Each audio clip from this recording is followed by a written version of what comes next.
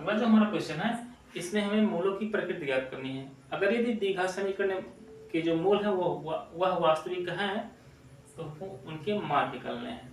हमारा क्वेश्चन क्या है? क्वेश्चन हमारा 3x² minus 4 under root 3x plus 4 is equal 0। तो पहले हम ये ज्ञात कर लेते हैं कि इसका अस्तित्व है अथवा नहीं। तो a का मान कितना हो जाएगा 3, यानी x² के गुणांक को हम 1 कहते हैं। b का मान कितना हो जाएगा -4 अंडर रूट 3। c का मान कितना हो जाएगा 4।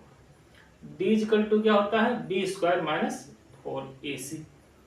d का मान कितना है -4 अंडर रूट 3 का स्क्वायर माइनस 4 गुणे a का मान कितना है 3 गुणे c का मान कितना है 4।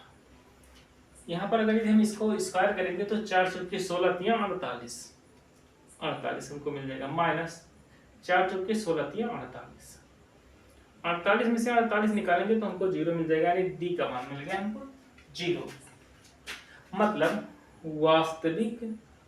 वास्तविक मूल होंगे, ठीक। और डी का मान अगर 0 आया है तो इसके पहले वाले क्वेश्चन में हम आपको बता चुके हैं कि अगर डी का मान 0 आया है तो दोनों मूल कैसे होंगे, समान होंगे, x के दोनों मान समान होंगे। तो चलिए इसके हम x के मान भी निकाल करके देख लेते हैं। देखिए ये जो हमारा द्विघात समीकरण दिया हुआ है ये अंडर रूट में दिया हुआ है। तो अंडर रूट में दिया हुआ है, इसको हमको तोड़ने में जो थोड़ी समस्या होगी, द्विघात समीकरण को गुणनखंड विधि से हमको हल करने में थोड़ी सी समस्या होगी। तो इसलिए हम क्या करेंगे, वो कठिन पड़ जाएगा हमारा। तो हम क्या करेंगे, इसके मूलों को ज्ञात करने के लिए हम जो एक फार्मूला लगाते हैं जिसका नाम है श्रीधराचार्य विधि।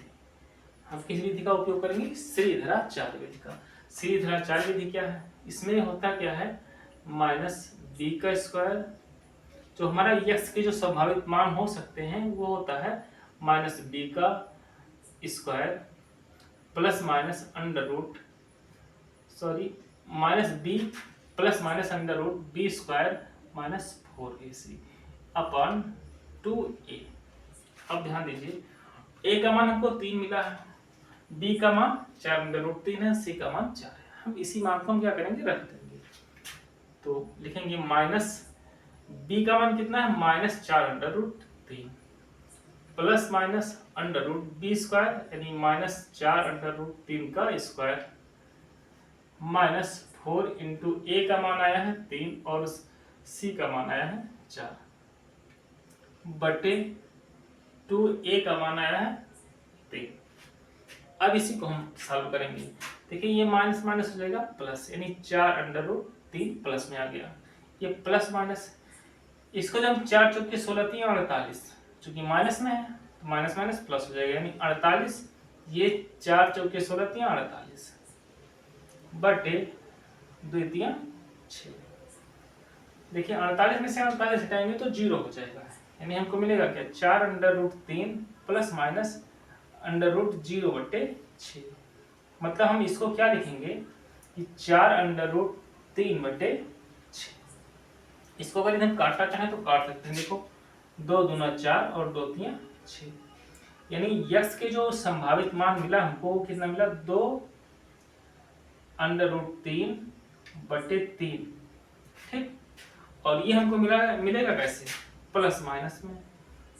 अगर यदि हम इसको और सॉल्व करना चाहते हैं तो हम इसको और कर सकते हैं। देखिए अगर यदि हम अंडर रूट 3 से नीचे ऊपर गुणा कर देते हैं तो हमको मिल जाएगा 2 अंडर रूट 3 में अंडर रूट 3 से गुणा करेंगे तो 3 हो जाएगा बटे 3 अंडर रूट 3 से 3 काट देंगे, यानी x का मान हमको कितना मिल गया प्लस माइनस 2 बटे अंडर रूट 3, यानी x का मान 2 बटे अंडर रूट 3, यानी इसके जो दोनों मूल होंगे वो 2 बटे अंडर रूट 3 ही होगा। ये हमारा आंसर हो जाएगा। अगर ये क्वेश्चन समझ में आया तो वीडियो को लाइक जरूर कर दीजिएगा। ओके, धन्यवाद।